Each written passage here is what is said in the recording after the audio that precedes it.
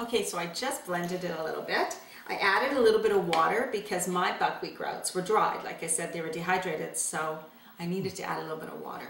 So that's why I added. You'll know where you're mixing if things are just too dry, because you want these to stick together, right? You want a really thick batter, that you need to add a little bit of water. Only tiny, tiny bit at one time, maybe a tablespoon, something like that. So this is the mixture of buckwheat grouts, a few dates, and some bananas, a bit of water, cinnamon in here. Now I'm going to add the nuts and the seeds.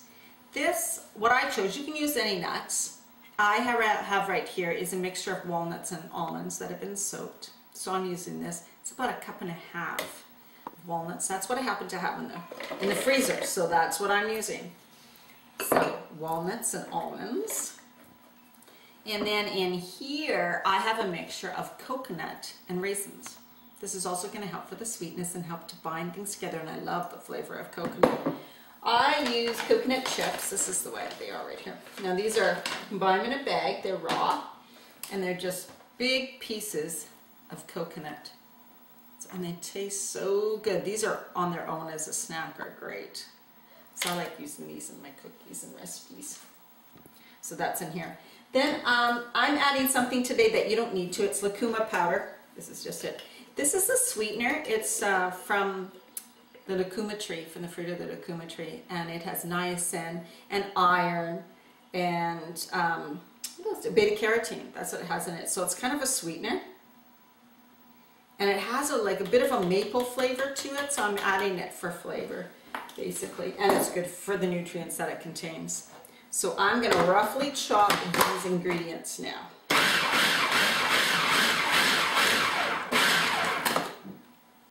Because I want my cookies to be chunky, so I just chopped them or pulsed it a couple times in the food processor. Just starting to get things blended together.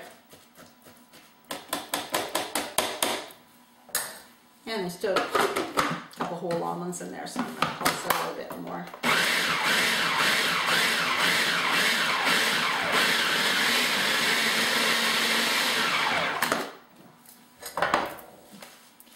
Okay, so the next ingredients that I'm going to add, I soaked these, the sunflower seeds and pumpkin seeds, so they're together right here is a cup total. About 1/2 cup pumpkin, 1/2 cup sunflower seeds. They're together, so I'm adding those.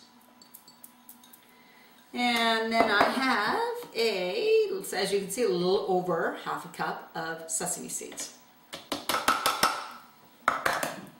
And I'm going to add in the rest of the dates. I might have to add a few more dates to this, I'm going to see. So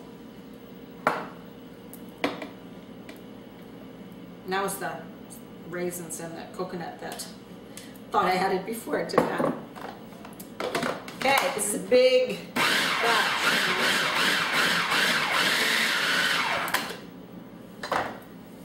So it just takes stirring, because what happens is the bottom gets so finely ground.